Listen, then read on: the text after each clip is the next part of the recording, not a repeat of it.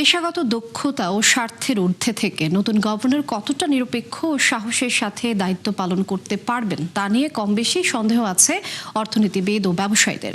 তাদের মতে বর্তমানে চড়া মূল্যস্ফীতি, আস্থার সংকট ও অর্থনৈতিক অব্যবস্থাপনায় তার কাজ হবে অনেক বেশি চ্যালেঞ্জিং।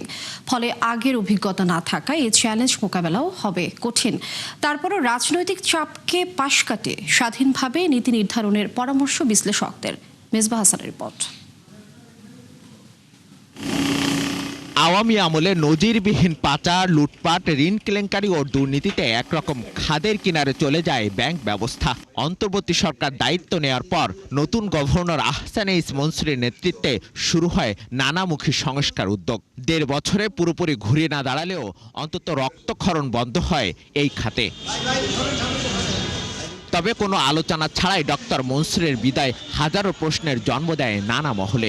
দেশের ইতিহাসে সেই পদে প্রথমবার নিয়োগ দেওয়া হয় একজন ব্যবসায়ীকে, যা কেন্দ্রীয় ব্যাংকের স্বাধীনতা ও নীতিগত ধারাবাহিকতা নিয়ে প্রশ্ন তৈরি করেছেন বলে মনে করছেন বিশেষজ্ঞরা। তাই স্বার্থের সংঘাতের ঊর্ধ্বে থেকে নতুন গভর্নর কতটা স্বাধীনভাবে দায়িত্ব পালন করতে পারবেন সেটি নিয়েও প্রশ্ন তুলেছেন এই অর্থনীতিবিদ। বেশিরভাগ দেশে ব্যবসায়ীদেরকে অর্থমন্ত্রী বানানো হয় না, কারণ তার কনফ্লিক্ট অফ ইন্টারেস্টের কারণে। রাজনৈতিক স্বার্থ বজায় রাখতে গিয়ে, উন্নত করতে গিয়ে মানে বৃহত্তর স্বার্থকে জলাঞ্জলি না দেয়, সেটা আমাদের কাতর প্রার্থনা থাকবে। দীর্ঘদিন ধরে চড়া মূল্যস্ফীতি ভোগাচ্ছে অর্থনীতিকে। খেলাপি ঋণ এখন বাংলাদেশ বিশ্বে সবার উপরে। ডলার সংকট কিছুটা কাটলেও এখন আস্থা ফেরেনি সাধারণ গ্রাহকদের। সব মিলিয়ে কঠিন এক পরীক্ষার মুখোমুখি নতুন গভর্নর। তাই সংশ্লিষ্টদের মতে সহজ হবে না এই পরীক্ষার উত্তরণ।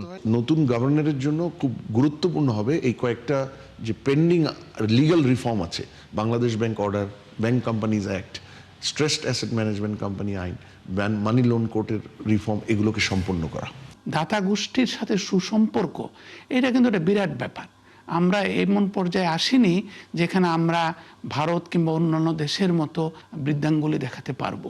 কিভাবে উনি কনফ্লিক্ট অফ ইন্টারেস্টকে ম্যানেজ করবেন, কিভাবে সামগ্রিকভাবে সরকারের আর্থিক উন্নয়নের মাধ্যমে ডেফিসিট বাজেট ফাইন্যান্সিং করবেন। লম্বা সময় ধরে 10% নীতি সুধার বাড়িয়ে দিয়েছে ব্যবসায়ের খরচ। এছাড়া বেসরকারি খাতের ঋণ প্রবৃদ্ধিও স্মরণকালের মধ্যে সবচেয়ে নিচে। এমন অবস্থায় ব্যবসা বান্ধব পরিবেশ নিশ্চিতে কি উদ্যোগ নেন মুস্তাকুর রহমান? তার জন্য অপেক্ষায় বহু উদ্যোক্তা। তাদের মতে সব চাপ আর প্রতিবন্ধকতা মোকাবেলা করে হতে হবে কৌশলী, পাশাপাশি উপযুক্ত নীতি প্রণয়ন ও বাস্তবায়নে হতে হবে কঠোর। গার্মেন্টস রিলেটেড বাংলাদেশের অর্থনীতি আইসিইউতে আছে, সেই আইসিইউ থেকে ফেরার জন্য প্রয়োজনীয় পদক্ষেপ ওনার পক্ষে নেওয়া সম্ভব।